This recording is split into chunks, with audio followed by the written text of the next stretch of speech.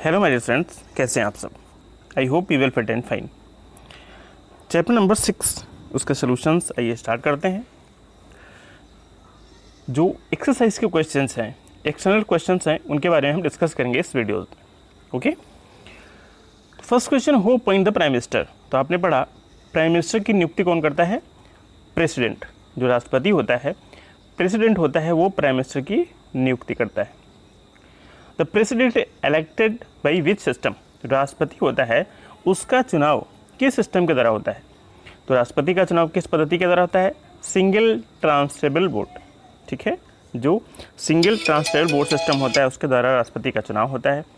Proportional representation, ठीक है, जो अनुपातिक प्रतिनिधित्व होता है उसके द्वारा। Who is the x officer chairman of Rajya Sabha. Rajya Sabha का पदेन सभापति कौन होता है? तो आपने पढ़ा वाइस प्रेसिडेंट, उपराष्ट्रपति जो होता है वो राज्यसभा का पदेन सभापति होता है। Who presides central cabinet. जो सेंट्रल कैबिनेट होता है उसकी अध्यक्षता कौन करता है? प्राइम मिनिस्टर करता है। ठीक है, president can pass an order under a special condition when the house is not in session. ठीक है, क्वेश्चन कह रहा है president can pass an order. President एक ऑर्डर पास कर सकता है। स्पेशल कंडीशन, विशेष परिस्थितियों में, when the house is not in session, जब कोई भी सदन का सत्र नहीं चल रहा हो, उस कंडीशन में राष्ट्रपति होता है, एक विशेष आदेश प्राप्त करता है। What is the name of this order. इस ऑर्डर का नाम क्या है? तो इस ऑर्डर को कहते हैं ऑर्डिनेंस या अध्यादेश। ठीक है, supreme court and high court have got original jurisdiction on which subject. जो सुप्रीम कोर्ट है और हाई कोर्ट, उच्च न्यायालय और सर्वोच्च न्यायालय, इनको एक ओरिजिनल ज्यूरिडिक्शन का क्या प्राप्त है? राइट प्राप्त है। ठीक है, ओरिजिनल ज्यूरिडिक्शन प्राप्त है। तो किस सब्जेक्ट पे? तो supreme court and high court have got original jurisdiction, इनको प्रारंभिक अधिकार प्राप्त है। किस मुद्दे पे? ऑन डिस्प्यूट बिटवीन टू और मोर स्टेट। ठीक है, मौलिक अधिकारों के संबंध में अगर कोई झगड़ा दो अथवा दो से अधिक राज्यों के बीच में है, ठीक है, रिलेटेड टू फंडामेंटल राइट्स, तो ऐसी कंडीशन में सुप्रीम कोर्ट और हाई कोर्ट को दोनों को प्रारंभिक जो अधिकार है वो प्राप्त है। Who can appointed as a जज of supreme court. Supreme Court का जज किसे नियुक्त किया जा सकता है? तो उसके लिए क्या क्या एसेंशियल क्वालिफिकेशंस होती हैं? He is citizen of India, वो भारत का नागरिक है।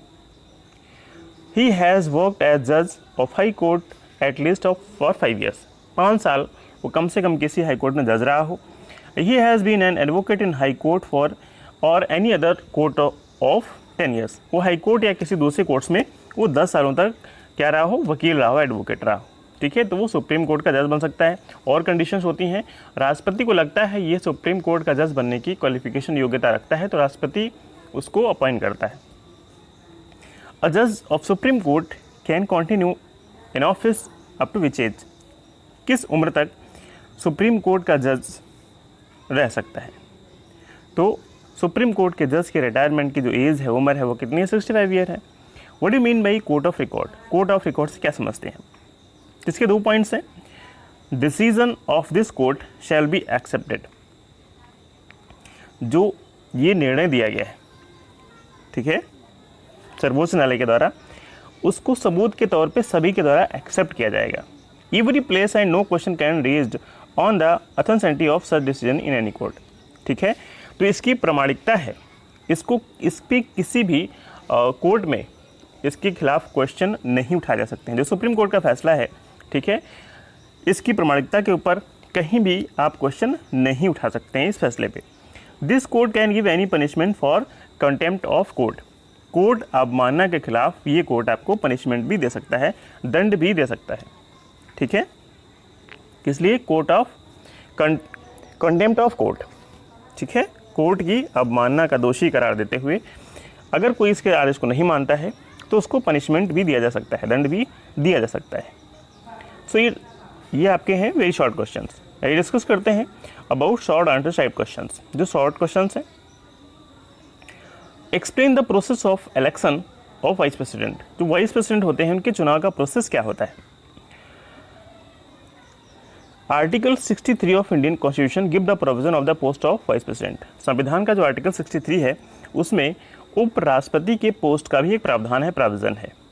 Vice president is elected joint session of the both the houses of parliament.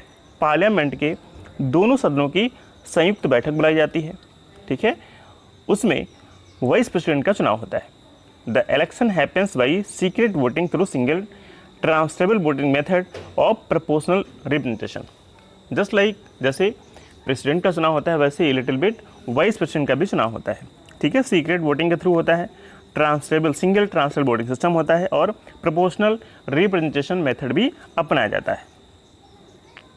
What are eligibility criteria for the post of president? जो राष्ट्रपति की पोस्ट है, राष्ट्रपति का जो पद है उसके लिए क्या एलिजिबिलिटी है और क्या क्राइटेरिया है, ठीक है, योग्यता क्या है? ही should be a citizen of India, वो क्या हो, भारत का नागरिक हो। He should be at least 35 years old, उसकी उम्र कम से कम कितनी हो, 35 ईयर हो। He should be eligible to become a member of parliament, और वो पार्लियामेंट का मेंबर बनने की योग्यता रखता हो।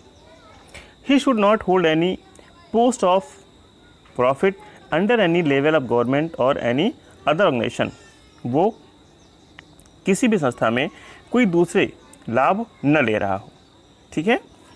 तो ये सारी क्वालिफिकेशन है, एलिजिबिलिटी है राष्ट्रपति बनने की।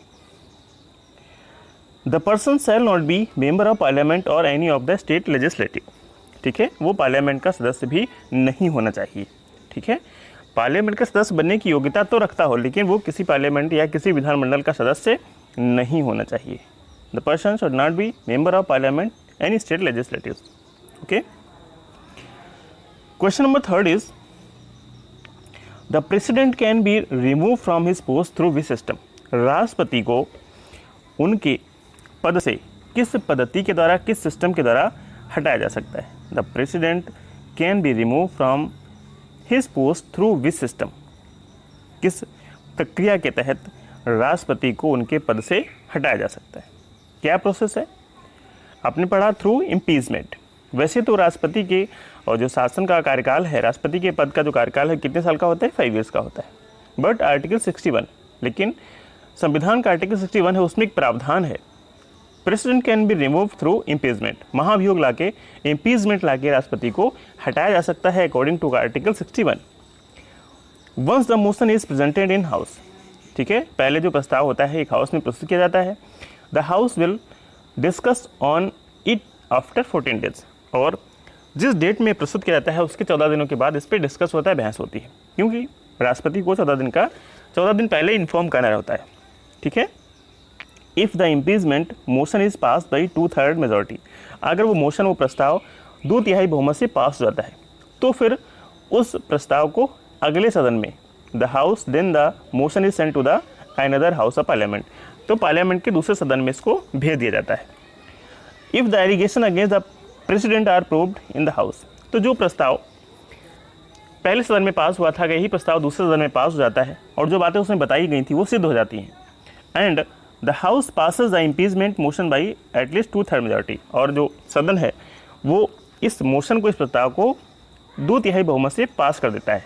Then the president is considered to be removed from his post from the date of acceptance of proposal, तो जिस दिन वो प्रस्ताव स्वीकार होता है उसी दिन राष्ट्रपति को अपना पद छोड़ना पड़ता है, ठीक है। तो ये प्रक्रिया होती है, प्रोसेस होता है राष्ट्रपति को उनके पद से हटाने का, ठीक है। The president can announce emergency under which article, जो राष्ट्रपति होते हैं वो कुछ इमरजेंसी होती है, आपातकाल की स्थिति होती है, तो उसको किस आर्टिकल के तहत वो अनाउंस करते हैं?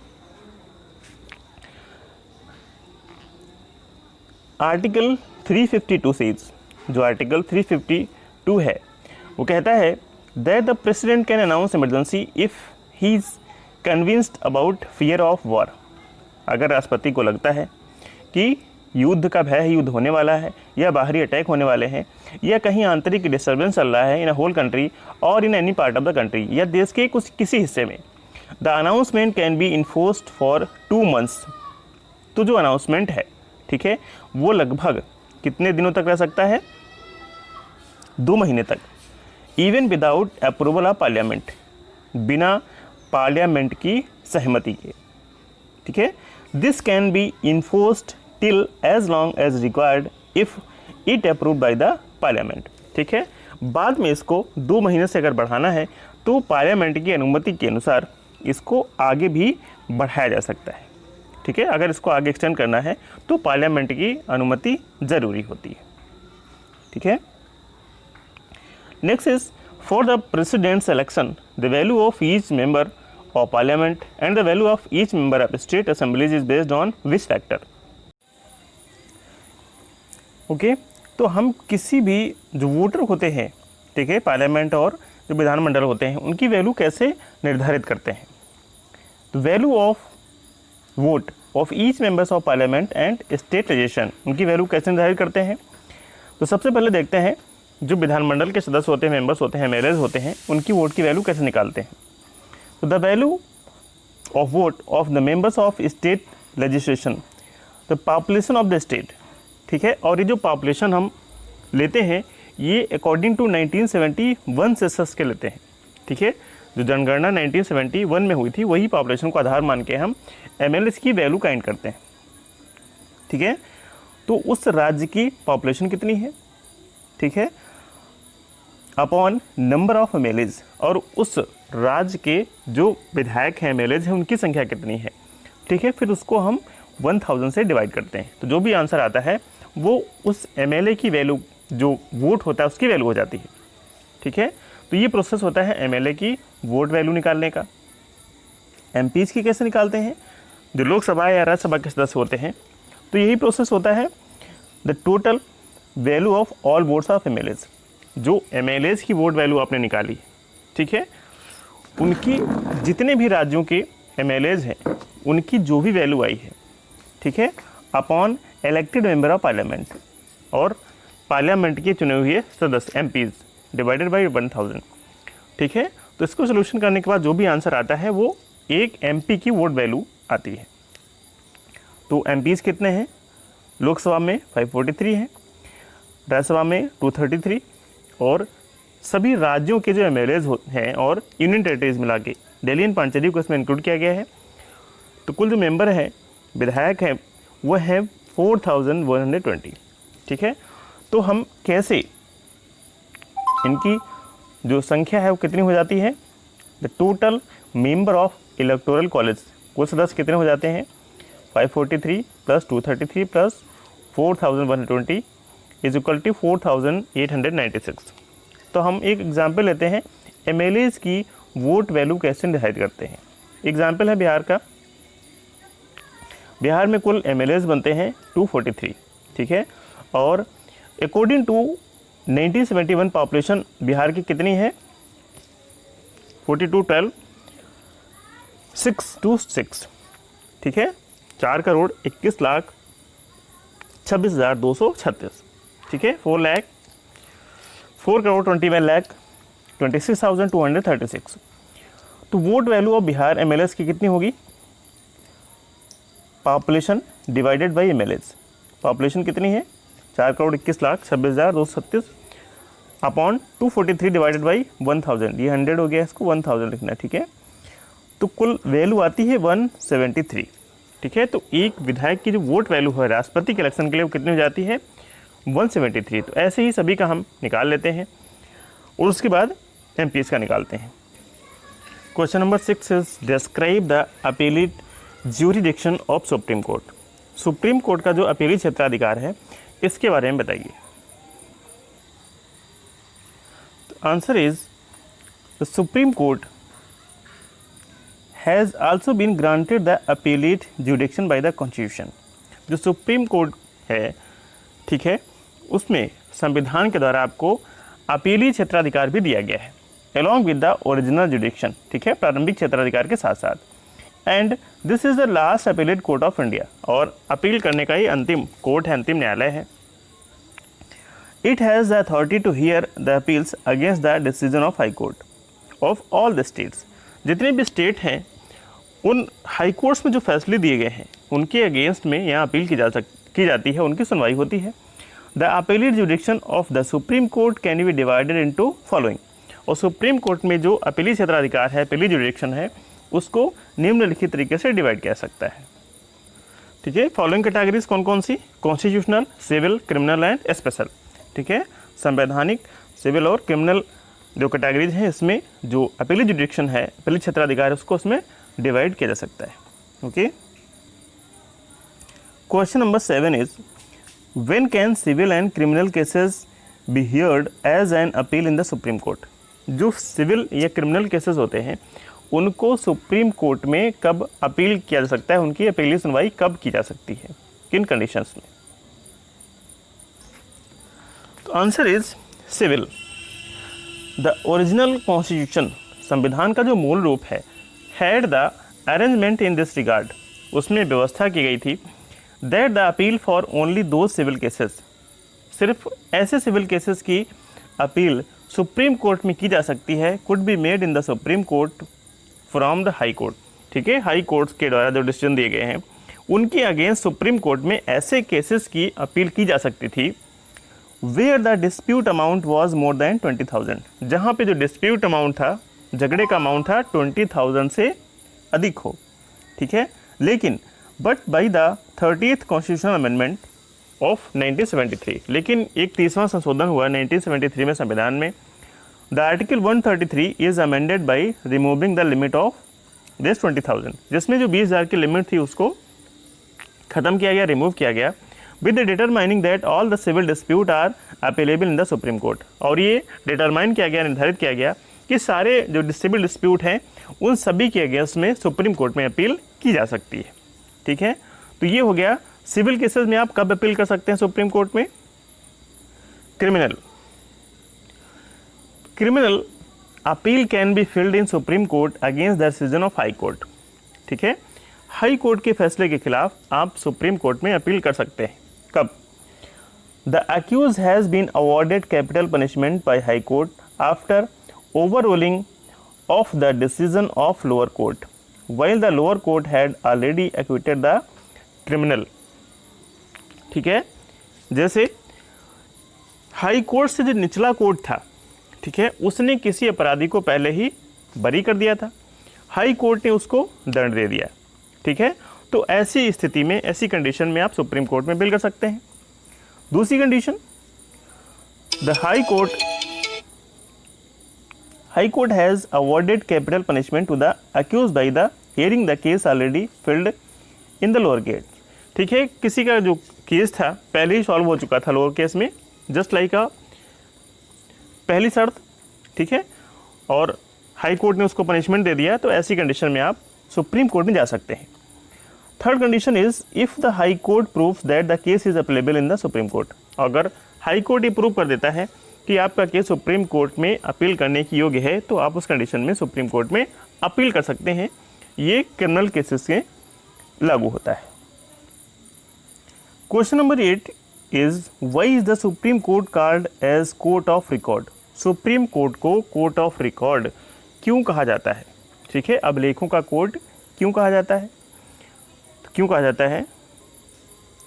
तो answer number 8 is article 129 put supreme court at the place of court of record. जो आर्टिकल 129 है वो सुप्रीम कोर्ट को अभिलेखों का कोर्ट कहता है।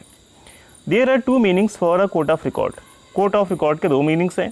पहला, all the decision of this court will be accepted as evidence. इस कोर्ट के जितने भी डिसीजंस होते हैं, फैसले होते हैं, उनको एज ए एविडेंस एक्सेप्ट किया जाएगा, माना जाएगा everywhere, and no question of validity would be raise regarding the passing of the decision. और ये जो भी फैसले दिए गए इस कोर्ट के द्वारा, सुप्रीम कोर्ट के द्वारा, उनके अगेंस्ट में कोई भी क्वेश्चन नहीं माना जाएगा, उसकी कोई वैलिडिटी नहीं होगी। ठीक है, when the presented in any courts, किसी भी कोर्ट में इसके खिलाफ कोई भी क्वेश्चन नहीं उठाया जा सकता है। दूसरा, second, any type of sentence can be awarded for the contempt of court by this court. और कोर्ट अवमानना के उपलक्ष्य में इस कोर्ट के द्वारा किसी को भी दंड दिया जा सकता है। ठीक है, तो इसीलिए इसको कोर्ट ऑफ रिकॉर्ड कहा जाता है। Question number 9 is who can remove the जज of supreme court and high Court and how. जो सुप्रीम कोर्ट का जज होता है या हाई कोर्ट के जजेस होते हैं, उनको कौन रिमूव कर सकता है और कैसे? तो answer number 9 is in general, सामान्य रूप से एवरी जज of supreme court can remain in office till attain 65 year of age. Supreme Court का जज होता है, उसकी रिटायरमेंट की उम्र कितनी होती है? 65 ईयर्स होती है, ठीक है। Prior to this stage he can resign himself. इस एज से पहले भी अगर चाहे तो सुप्रीम कोर्ट का जो जज होता है वो रिजाइन कर सकता है किसी भी कोर्ट का। ड्यू टू प्रोवन मिसकंडक्ट और इनएबिलिटी अ जज can remove from his post bye the parliament, ठीक है। दुराचरण होने पे या अयोग्य घोषित होने पे जज को पार्लियामेंट के द्वारा उसके पद से हटाया भी जा सकता है। हटाने का प्रोसेस क्या है? If both the houses of parliament with 2/3 majority of their total members separately, यदि पार्लियामेंट के दोनों ही सदन अलग अलग जो उनकी मेजॉरिटी होती है उनके 2/3 बहुमत से ये सिद्ध कर देते हैं कि जो राष्ट्रपति हैं वो इनकम्पोनेंट हैं, ठीक है, और पर्सन विद ऑब्जेक्टेबल बिहेवियर, या उनका जो व्यवहार अच्छा नहीं है, the president of India can remove the जजेस दैट जजेस फ्रॉम द हिज पोस्ट। तो उन जजेस को राष्ट्रपति उनकी पोस्ट से हटा सकते हैं, ठीक है, सुप्रीम कोर्ट और हाई कोर्ट के। Question number 10 is explain the importance of judicial review. Judicial review का क्या महत्व है, उसको एक्सप्लेन कीजिए। Answer number 10 is judicial review the task of guardians the constitution is given to the supreme Court by the constitution itself, ठीक है। संविधान के द्वारा खुद सुप्रीम कोर्ट को संविधान का गार्जियंस कहा गया है। Which means that the supreme court has authority to investigate the legality of the laws. इसका मतलब ये सुप्रीम कोर्ट की अथॉरिटी है जो कानूनों की वैधता है उसको इन्वेस्टिगेट करने का, जांच पड़ताल करने का। Article 131 and 132 gives the supreme court the right of judicial review, ठीक है। आर्टिकल 131 और 132 ये सुप्रीम कोर्ट को जुडिशियल रिव्यू का अधिकार प्रदान करते हैं of the legislation form by union and the state governments, ठीक है। जो यूनियन और स्टेट गवर्नमेंट्स हैं इनके द्वारा जो लेजिस्लेशन फॉर्म किया गया है। If the union parliament or the state legislature violate the constitution, यदि जो यूनियन या स्टेट गवर्नमेंट्स हैं, ठीक है, वो संविधान को वायलेट करती हैं, ठीक है, उसकी अवमानना करती हैं और constitute laws against the fundamental rights, ये ऐसे नियम कानून बनाती हैं जो फंडामेंटल राइट्स के अगेंस्ट में होते हैं। Then such laws made by the union parliament or the state legislature can be declared illegal by Supreme Court. तो ऐसे नियम कानून जो यूनियन गवर्नमेंट द्वारा बनाए गए हैं या लेजिस्लेचर के द्वारा बनाए गए हैं, इनको सुप्रीम कोर्ट के द्वारा इलीगल, अवैध घोषित कर दिया जाता है। This power of supreme court is called the power of judicial review. Supreme court के इसी पावर को जुडिशियल रिव्यू कहा जाता है। Long answer type questions. First question is explain the process of election of the president of India. Bharat के राष्ट्रपति का जो इलेक्शन होता है उसका क्या प्रोसेस होता है? The president is elected through indirect election, ठीक है। भारत में राष्ट्रपति का चुनाव जो होता है वो इनडायरेक्ट इलेक्शन के थ्रू होता है। मीन्स हम डायरेक्ट राष्ट्रपति को नहीं चुनते हैं, हमारे द्वारा चुने हुए प्रतिनिधि राज्यसभा के सदस्य, लोकसभा के सदस्य और जो विधानसभा के सदस्य होते हैं वो राष्ट्रपति के चुनाव में हिस्सा लेते हैं, ठीक है। And based on single transferable voting of proportional representation, ठीक है। ये सिंगल ट्रांसफरेबल वोटिंग सिस्टम के तहत होता है, ये प्रोपोर्शनल रिप्रेजेंटेशन होता है। This system is as follows, ये प्रक्रिया निम्नलिखित तरीके से होती है। In direct elections the president is elected indirectly by an electoral college which comprises, ठीक है। इलेक्टोरल कॉलेज में जो लोग शामिल होते हैं, हमने आपको पीछे बताया, ये वोटिंग करने वालों का ग्रुप होता है, समूह होता है इलेक्टोरल कॉलेज, ठीक है, वो इसमें हिस्सा लेते हैं। Elected member of both of the houses of parliament, parliament के दोनों ही सदनों के चुने सदस्य। मेंबर ऑफ स्टेट असेंबलीज, ठीक है, जो राज्य की असेंबलीज हैं उनके सदस्य और यूनियन टेरिटरीज हैं उनके सदस्य। तो जो यूनियन टेरिटरीज हैं उनके सदस्यों को वोट डालने का अधिकार एक 17th अमेंडमेंट हुआ, ठीक है, 70वां संशोधन हुआ संविधान में 1992 में। उसके बाद से जो यूनियन स्टेट्स हैं, ठीक है, केंद्र शासित प्रदेश हैं, उनको राष्ट्रपति के चुनाव में हिस्सा लेने का अधिकार मिला। Single transferable method, member of parliament and assemblies of the state, parliament के सदस्य और राज्य की विधानसभाओं के सदस्य।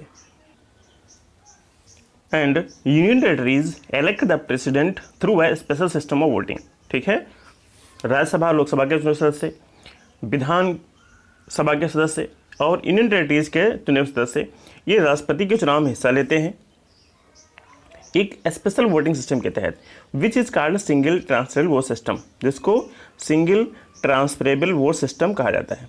ठीक है, voting takes place through secret ballot, और जो वोटिंग होती है वो सीक्रेट बैलेट के तहत होती है। And the candidate has to ensure the minimum quota, और कैंडिडेट को इंश्योर करना होता है, मिनिमम कोटा हासिल करना होता है। ठीक है, जीतने के लिए the minimum quota is derived by following formula, जो मिनिमम कोटा होता है वो निम्नलिखित फार्मूला के तहत निकाला जाता है। Number of valid votes cast, जो वैलिड वोट कास्ट किए गए हैं। ठीक है, 100 minimum quota is equal to number of candidate for elections. ठीक है, 100 से और मिनिमम कोटा डिपेंड निकाला जाता है जो कुल कैंडिडेट राष्ट्रपति के चुनाव में हिस्सा लेते हैं। ठीक है, तो इस प्रकार भारत में राष्ट्रपति का चुनाव होता है। Question number 2 is analysis the power and duties of the president under normal condition. जिस समय नॉर्मल कंडीशंस होती हैं उस समय राष्ट्रपति की क्या ड्यूटीज होती हैं, क्या पावर्स होती हैं। The constitution has provide certain powers to the president of normal condition. संविधान ने भारत के राष्ट्रपति को नॉर्मल कंडीशन में कुछ पावर्स दी हुई है। दे आर एज फॉलोज, ये निम्नलिखित हैं। सबसे पहले आती है एग्जीक्यूटिव और एडमिनिस्ट्रेटिव पावर। आर्टिकल 53 सेज, संविधान का आर्टिकल 53 कहता है the executive powers of the union are with the president and he will use the himself or through his subordinate official. ठीक है, 53 के तहत जो एग्जीक्यूटिव कार्यपालिका की पावर है वो राष्ट्रपति के पास है। ठीक है, तो राष्ट्रपति चाहे इसको खुद यूज कर सकता है या इसके जो सबऑर्डिनेट ऑफिशियल्स हैं, ठीक है, इसके सहयोगी अधिकारी हैं, उनकी सहायता इस पावर को यूज कर सकता है। Constitution thus all works of government are done in the name of the president. इस प्रकार सरकार का जो भी काम होता है, जो भी सरकारी वर्क होता है, ठीक है, वो राष्ट्रपति के नाम से होता है। Done in the name of the president and all decision or government are considered as president decision. और सरकार के जितने भी फैसले होते हैं उनको राष्ट्रपति का फैसला माना जाता है। Next is appointment and removal of important official. जो महत्वपूर्ण अधिकारी होते हैं उनका अपॉइंटमेंट और उनका removal. The president appoints many important official of Indian union. जो भारतीय संघ है, ठीक है, उसके बहुत सारे महत्वपूर्ण अधिकारी हैं, उनकी जो नियुक्ति है वो राष्ट्रपति करता है। फॉर एग्जाम्पल मिनिस्टर्स की नियुक्ति राष्ट्रपति प्रधानमंत्री की सलाह पे करता है। गवर्नर्स ऑफ स्टेट, राज्य के गवर्नर्स की नियुक्ति करता है। Chief justice of supreme court के मुख्य न्यायाधीश की नियुक्ति करता है। एंड हाई कोर्ट्स, और हाई कोर्ट के जज की नियुक्ति करता है। Controller and auditor general, chairman of UPSC, ambassadors to other countries etc। ठीक है, तो इन महत्वपूर्ण अधिकारियों की नियुक्ति जो है राष्ट्रपति करता है। Question number 3 is point number 3, power related to governance. शासन को लेकर क्या पावर होती है राष्ट्रपति के पास।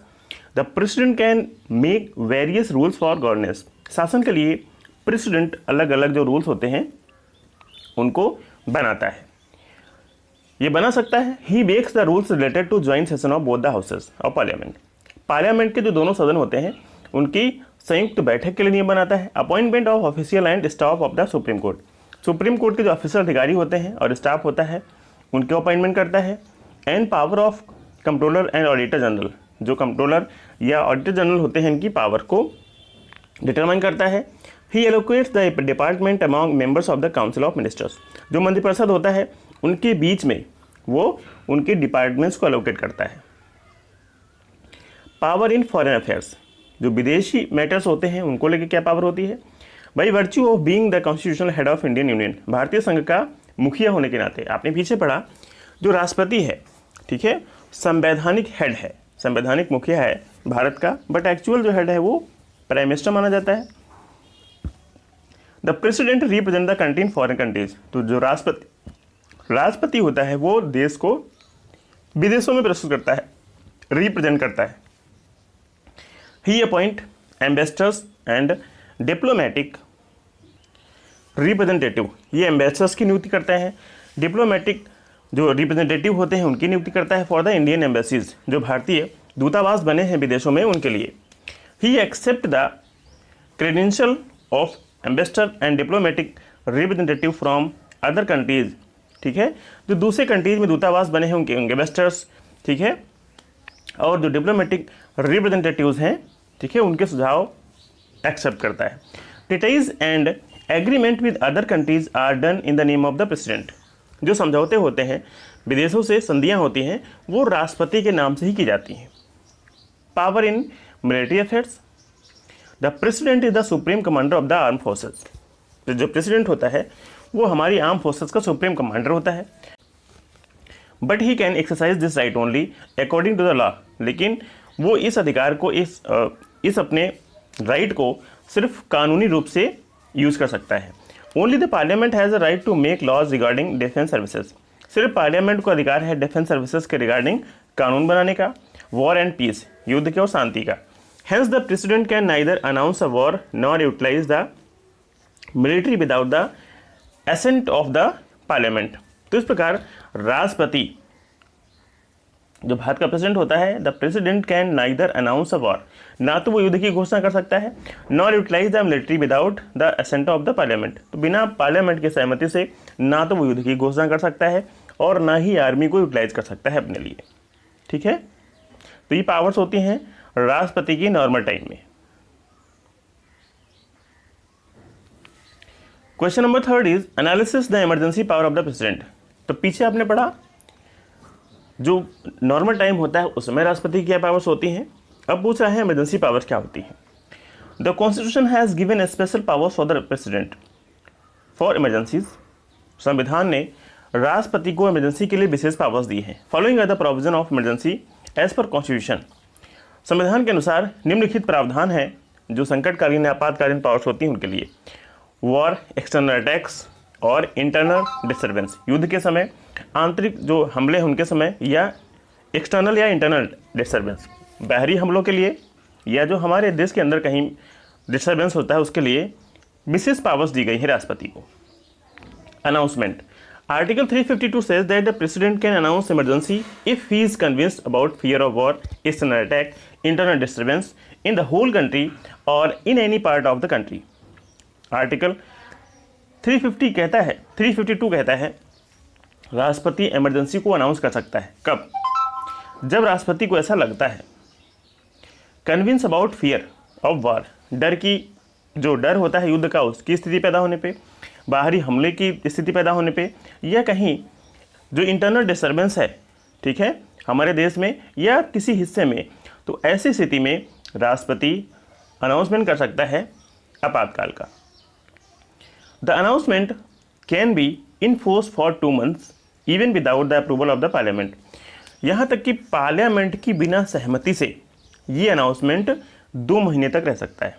This can be in force till that as long as required if approved by the parliament. इसके बाद पार्लियामेंट की सहमति से जब तक पार्लियामेंट चाहता है ये जो अनाउंसमेंट है, इमरजेंसी है, आपातकाल की स्थिति है, ये लागू रह सकती है।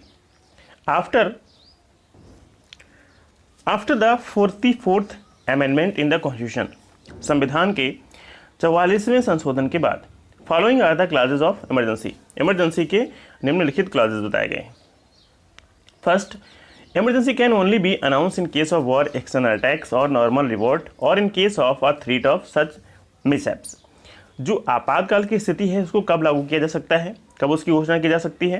Case of war, external attacks, arm revolt or in case of threat of such mishaps. Emergency can not be announced only in the name of internal disturbance. सिर्फ इंटरनल डिस्टर्बेंस के नाम से इमरजेंसी को लागू नहीं किया जा सकता है, इमरजेंसी को अनाउंस नहीं किया जा सकता है। दूसरा, the president can only announce emergency under article 352। राष्ट्रपति ही सिर्फ इमरजेंसी के लिए अनाउंस कर सकता है आर्टिकल 352 के तहत। When the council of ministers gives a written advice to him, जब लिखित रूप में जो मंत्रिपरिषद है वो उनको सलाह देता है तब। Third, within a month the announcement needs to be ratified by the parliament by special majority. ठीक है, 1 महीने के अंदर जब अनाउंसमेंट होता है तो उसको आवश्यकता होती है कि जो पार्लियामेंट है उसको स्पेशल मेजॉरिटी के तहत उसको रेटिफाई करे, ठीक है, रेटिफाइड करे बाई 2/3 मेजॉरिटी। ठीक है, और पार्लियामेंट जो स्पेशल मेजॉरिटी होनी चाहिए वो कितनी होनी चाहिए? 2/3 मेजॉरिटी होनी चाहिए। Members who have attend and voted of each house separately, प्रत्येक हाउस में 2/3 मेजोरिटी के हिसाब से इनको बहुमत प्राप्त होना चाहिए, जो अलग अलग दोनों सदनों में। To continue to enforce emergency for further duration it has to be ratified by the parliament after every 6 month, और इसको निरंतर जारी रखने के लिए प्रत्येक 6 महीने में हर बार पार्लियामेंट की अनुमति आवश्यक होती है। Fourth, emergency can be ended by a simple majority of members of Lok Sabha, और जो आपातकाल है उसको इंड किया जा सकता है, खत्म किया जा सकता है एक साधारण सिंपल बहुमत के द्वारा of members of Lok Sabha, Lok Sabha के सदस्य हैं उनके द्वारा। Emergency in cases of failure constitutional mechanism in state, राज्य में अगर जो संवैधानिक प्रक्रिया है वो फेल हो जाती है, ठीक है, तो ऐसी स्थिति में emergency announcement, article 356 says that the president can announce emergency in state under following condition, निम्नलिखित कंडीशन में जो राष्ट्रपति होता है वो राज्य में आपातकाल लगा सकता है। On the recommendation of the governor, governor की रिकमेंडेशन पे, मांग पे, a situation has come under which it is impossible to continue, a situation has come under which it is impossible to continue the governance in that state as per the provision of the constitution, संवैधानिक रूप से ऐसी स्थिति उत्पन्न हो जाती है कि उस राज्य में जो स्थितियाँ होती हैं वो आउट ऑफ कंट्रोल हो जाती हैं, ठीक है, शासन करना इम्पॉसिबल हो जाता है, तो ऐसी स्थिति में आपातकाल किसी भी राज्य में राष्ट्रपति के द्वारा लगाया जाता है। The promulgation of emergency can not continue for then 2 months without ratification by the parliament, parliament की बिना सहमति से 2 महीने से अधिक का किसी भी राज्य में आपातकाल नहीं लगाया जा सकता है। But the president rule can be promulgate for 6 month if the proposal pass by the parliament, अगर पार्लियामेंट के द्वारा प्रस्ताव पास हो जाता है तो ये जो आपातकाल की स्थिति है ये 6 महीने तक लागू रह सकती है। Such a proposal need to be pass by the simple majority separately by each house of the parliament, और ये जो प्रपोजल है, प्रस्ताव है, ये पार्लियामेंट के दोनों सदनों के द्वारा एक सिंपल मेजोरिटी, ठीक है, साधारण मेजोरिटी के द्वारा पास होना अलग अलग सदनों में जरूरी है, ठीक है। अगर आपको देश में आपातकाल लगाना है, अनाउंसमेंट करना है इमरजेंसी का, तो आपको विशेष स्पेशल मेजोरिटी चाहिए, कितना 2/3 चाहिए, लेकिन आपको राज्य में लगाना है तो दोनों सदनों के लिए सिंपल मेजोरिटी चाहिए, ठीक है। Under any condition presidents rule can not B enforce for the more than 3 years in state, किसी भी राज्य में, ठीक है, किसी भी कंडीशन में जो राष्ट्रपति शासन है, ठीक है, प्रेसिडेंट्स रूल है, उसको 3 साल से अधिक समय के लिए नहीं लगाया जा सकता है, ठीक है। अनाउंसमेंट ऑफ फाइनेंशियल इमरजेंसी, जो वित्तीय इमरजेंसी होती है, वित्तीय संकट होता है, उसका announcement. Article 360 says that the president can announce the financial emergency. 360 के तहत राष्ट्रपति जो वित्तीय आपातकाल है उसको अनाउंस कर सकता है if he convinced that the situation has become so grim that the present a danger to financial stability or credibility of India, उसको लगता है सिचुएशन ऐसी हो रही है कि भारत में जो फाइनेंशियल स्टेबिलिटी है, क्रेडिबिलिटी है, ठीक है, उसके लिए खतरा उत्पन्न हो रहा है, तो ऐसी स्थिति में वो वित्तीय आपातकाल लगा सकता है। Same period has been fix for this emergency which has been fix for the first type of emergency, और जो समय है, पीरियड है, वो फर्स्ट जो इमरजेंसी है, जो टाइम उसके लिए निर्धारित है वही टाइम वित्तीय इमरजेंसी के लिए भी निर्धारित है। Question number 4 is analysis the constitution and power of the cabinet, cabinet की पावर्स क्या होती हैं इसके बारे में विश्लेषण कीजिए, संविधान के बारे में। In theory the president has all the executive power and arrangement of the council of ministers, जो हम पढ़ते हैं कि राष्ट्रपति को सारी कार्यपालिका की पावर्स प्राप्त है और अरेंजमेंट प्राप्त है काउंसिल ऑफ मिनिस्टर्स के लिए। Has been made to assist and advise the president, ठीक है, और ये जो काउंसिल ऑफ मिनिस्टर्स है इसका लीडर कौन होता है? प्राइम मिनिस्टर होता है। ये क्या करता है? राष्ट्रपति को असिस्ट करता है, उनकी सहायता करता है, ठीक है। But according to the parliamentary government as per our constitution the president is just constitutional ruler, ठीक है। जो पार्लियामेंट्री गवर्नमेंट है, ठीक है, तो संवैधानिक रूप से राष्ट्रपति क्या होता है? President is just the constitutional ruler, तो राष्ट्रपति होता है एक संवैधानिक शासक होता है, संवैधानिक मुखिया होता है। In practice all the power of the executive inherit in the committee which is made for assisting and advising the president, वास्तव में कार्यपालिका की जो पावर होती है, ताकत होती है, वो जो कमेटी राष्ट्रपति को असिस्ट करने के लिए, हेल्प करने के लिए बनाई जाती है, उसके पास होती है, मीन्स कैबिनेट के पास होती है। Following are the power of the cabinet. Cabinet की पावर्स क्या क्या होती हैं? फॉर्मुलेशन ऑफ नेशनल पॉलिसीज, जो राष्ट्र की नीतियां बनती हैं, ठीक है, उनको बनाने का जो राइट प्राप्त है। Formation of national policies is a most important task of the cabinet. जो राष्ट्रीय नीति बनाने का कार्य है, ये सबसे महत्वपूर्ण कार्य है कैबिनेट के पास। Cabinet decide the policies about internal administration by different departments. जो इंटरनल एडमिनिस्ट्रेशन है अलग अलग विभागों का, उसके बारे में नीतियों का निर्धारण करता है। It decide the policies about relation with other countries, और विदेशों के साथ जो नीतियाँ बनती हैं उनके बारे में भी ये डिसाइड करता है। Controlling the making of law, जो कानून बनाए जाते हैं उन पर नियंत्रण है। The duty of cabinet is not limited to the policy making. Cabinet की ड्यूटी सिर्फ पॉलिसी बनाने तक ही सीमित नहीं है, but is also take ownership of formation of laws. लेकिन इनको क्या है, जो कानून बनते हैं उनका भी ओनरशिप प्राप्त है। Programme of legislation is decided only after the formation of a particular policy by the cabinet. Cabinet के द्वारा जब पर्टिकुलर पॉलिसी बनाई जाती है, ठीक है, तो लेजिस्लेशन का जो प्रोग्राम होता है वो भी कैबिनेट के द्वारा डिसाइड किया जाता है। Member of cabinet have the responsibility to introduce important bills into the parliament. जो कैबिनेट के मेंबर्स होते हैं उनकी जिम्मेदारी होती है कि जो महत्वपूर्ण बिल्स होते हैं, विधेयक होते हैं, उनको पार्लियामेंट में इंट्रोड्यूस करना, प्रस्तुत करना। Highest control on national executive, जो राष्ट्रीय कार्यपालिका है उस पर सबसे अधिक नियंत्रण है। Theoretically the president has all the power of the union government. ठीक है, आपने पीछे पढ़ा, हम कहते हैं संवैधानिक रूप से राष्ट्रपति के पास सारी पावर्स होती है, but in practice these powers are utilise by the cabinet. लेकिन वास्तव में पावर कौन यूटिलाइज करता है? कैबिनेट, जो मंत्रिमंडल होता है। Heads of different departments are present in the cabinet. अलग अलग जो विभागों के और डिपार्टमेंट्स के हेड होते हैं, ठीक है, वो कैबिनेट में प्रेजेंट रहते हैं। They conduct the work of their department and supervise their works. ठीक है, वो अपने कार्य को, जो विभाग होते हैं उनके कार्यों को चलाते हैं, उनको सुपरवाइज भी करते हैं। Financial duties, cabinet has a responsibility to formulate economic policy of the country. जो कैबिनेट है उसकी जिम्मेदारी होती है कि जो फॉर्मुलेट करे इकोनॉमिक पॉलिसीज़ का, जो आर्थिक नीतियाँ उनका देश के लिए। For this the cabinet present up the annual budget. इसके लिए कैबिनेट क्या करता है कि वार्षिक बजट प्रस्तुत करता है। ठीक है, तो उस बजट में होता क्या है? Account, project, income and expenditure of the country.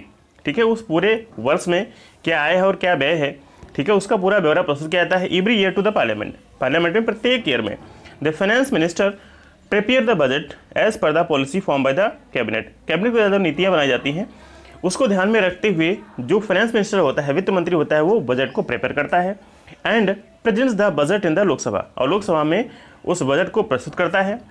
Other money bills too are presented by the cabinet in the Lok Sabha. दूसरे जो वित्त विधेयक होते हैं, मनी बिल्स होते हैं, उनको भी कैबिनेट में प्रस्तुत किया जाता है, प्रेजेंट किया जाता है, लोकसभा में प्रेजेंट किया जाता है कैबिनेट के द्वारा। ठीक है, इम्प्लीमेंटेशन ऑफ फॉरेन पॉलिसीज, जो विदेशी नीतियां होती हैं उनको लागू करना। Cabinet implements the foreign policies of the country. Cabinet क्या करता है? फॉरेन पॉलिसीज को भी लागू करता है। It makes announcement about war and peace, युद्ध या शांति के लिए अनाउंसमेंट भी करता है। It decided on the type of relation with a particular country.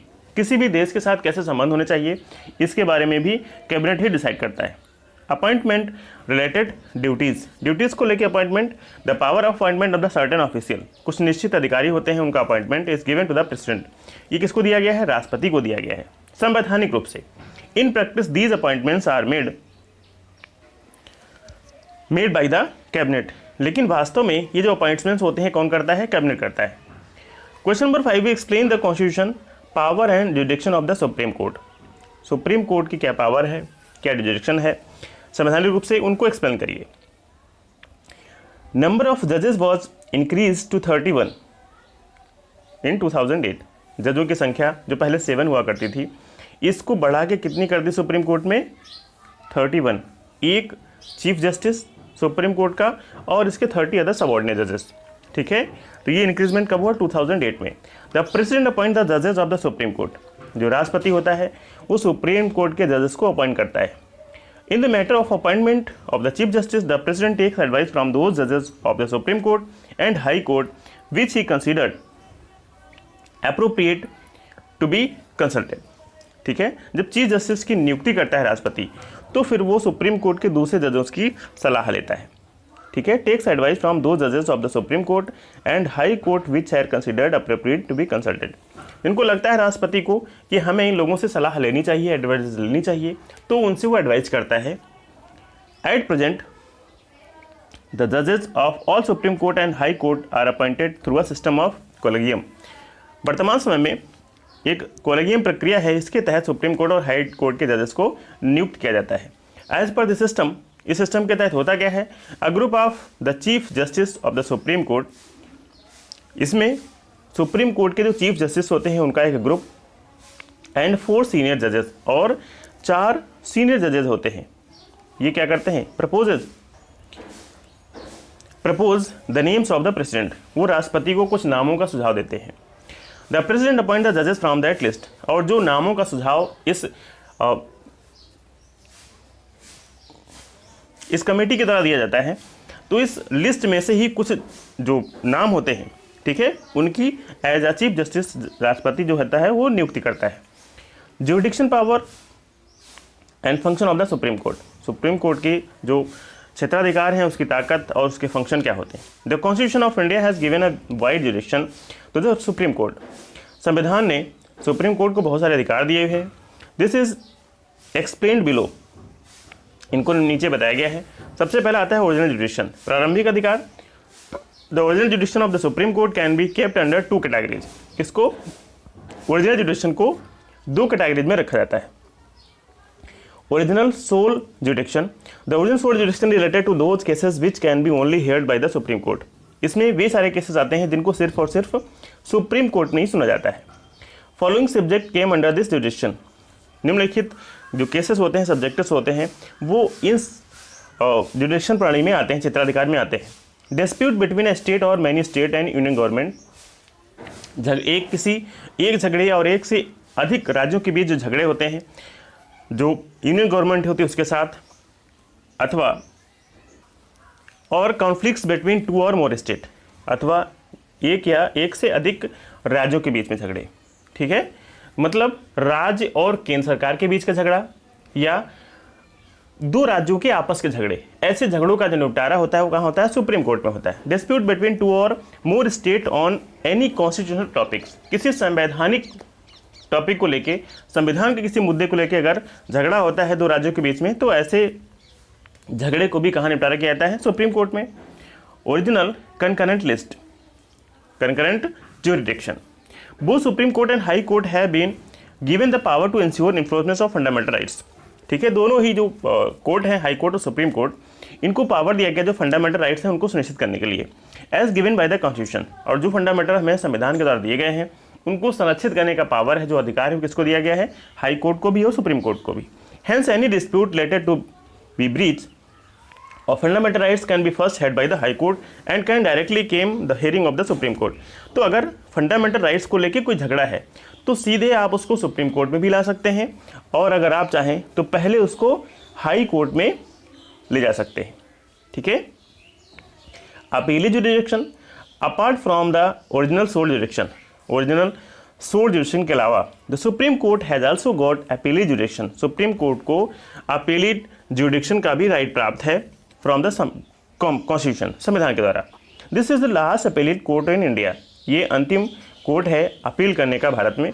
The supreme court has a right to hear on the appeal against any of the high court in India, supreme court को अधिकार प्राप्त है कि वो किसी भी high court के against में जो अपील की जाती है सुप्रीम कोर्ट में उसकी सुनवाई करता है। The appellate jurisdiction of the supreme court can B divided into 4 categories, जो सुप्रीम कोर्ट का अपीलेट ज्यूरिडिक्शन है उसको 4 कैटेगरी में बांटा जा सकता है। कौन कौन सी, constitutional, criminal, civil and special. Right to give special order for appeal, appeal की विशेष ऑर्डर देने का भी अधिकार किसको प्राप्त है, सुप्रीम कोर्ट को। Article 136 says that the supreme court has a right to give permission for the appeal against decision of any court or tribunal except military court, military को कोर्ट को छोड़ के किसी भी कोर्ट में जो डिसीजन दिया गया है उसके खिलाफ अपील करने का अधिकार आपको सुप्रीम कोर्ट में है, और ये अधिकार सुप्रीम कोर्ट आपको देता है। There is a no constitutional restriction on the power of the supreme court, supreme court के पावर पे कोई भी संवैधानिक प्रतिबंध नहीं है। एडवाइजरी जुरिडिक्शन, सलाहकार क्षेत्राधिकार। The constitution has also provided advisory jurisdiction to the supreme court. Supreme court को संविधान ने एडवाइजरी जुरिडिक्शन भी प्रदान किया हुआ है। Article 143 says that the president thinks that a question of law or fact regarding public interest has come up। अगर राष्ट्रपति को लगता है 143 आर्टिकल के तहत कि कोई भी जो कानून है, कोई भी नियम है, वो पब्लिक के हित में है, रिगार्डिंग पब्लिक इंटरेस्ट, ठीक है, he can seek advice from the supreme Court, तो वो ऐसी कंडीशन में सुप्रीम कोर्ट की सलाह ले सकता है। Excepting the advice of the supreme Court depends on discretion of the parliament, sorry president. Supreme Court उस एडवाइस को एक्सेप्ट करता है नहीं करता है, ये राष्ट्रपति के माइंड पे डिपेंड करता है। Point number 7 is court of record. Article 129 gives the status of court of record to the supreme court. Article 129 supreme court को कोर्ट ऑफ रिकॉर्ड का स्टेटस प्रदान करता है। Court of record has two meanings. Court of record के 2 meanings हैं। First, decision of this court shall be accepted as a proof at every place. इस court के जो फैसले हैं, डिसीजन है, वो प्रत्येक जगह पे एज अ प्रूफ माने जाएंगे। And no question can be raise on the authenticity of such decision in many court. और इस कोर्ट के द्वारा जो फैसला दिया गया है, निर्णय दिया गया है, इसकी प्रामाणिकता के खिलाफ कहीं भी कोई भी क्वेश्चन नहीं उठाया जा सकता है। दूसरा, this court can give any punishment for contempt of court. Court की अवमानना के खिलाफ अगर आप इसके निर्णय को नहीं मानते हैं तो आपके खिलाफ केस भी किया सकता है, आपको पनिशमेंट भी दिया जा सकता है। प्रोटेक्टर ऑफ फंडामेंटल राइट्स, जो फंडामेंटल राइट्स हैं उनका protector. The supreme court of India is the protector of fundamental rights. Supreme court जो भारत का है उसको हमारे फंडामेंटल राइट्स का प्रोटेक्टर, संरक्षक माना जाता है। For enforcing fundamental rights the supreme court can issue habeas corpus writs embryo quo warranto and certiorari, ठीक है। सुप्रीम कोर्ट क्या कर सकता है, जो लेख जारी कर सकता है, इशू जारी कर सकता है इन मैटर्स को लेके। गार्जियंस ऑफ द कॉन्स्टिट्यूशन, संविधान का guardians. The constitution has also give the power of conservation of the constitution to the supreme court. संविधान ने खुद संविधान को संरक्षित करने का, गार्जियंस बनने का पावर दिया है सुप्रीम कोर्ट को। This means that the supreme court has the power to investigate the consistency of the laws. जो कानून है वो वैध है या अवैध है, इनकी जांच पड़ताल करने का राइट किसको प्राप्त है, सुप्रीम कोर्ट को। Article 131 and 132 give the supreme court the power to review the laws. Laws को रिव्यू करने की पावर किसको प्राप्त है, सुप्रीम कोर्ट को प्राप्त है। Made by the union government and state government. वे कानून जो किसके द्वारा बनाए गए हैं, यूनियन गवर्नमेंट के द्वारा बनाए गए हैं, स्टेट गवर्नमेंट के द्वारा बनाए गए हैं, उनको इन्वेस्टिगेट करने की पावर किसको प्राप्त है, सुप्रीम कोर्ट को। If the parliament or state assemblies bypass the constitution or make laws against fundamental rights.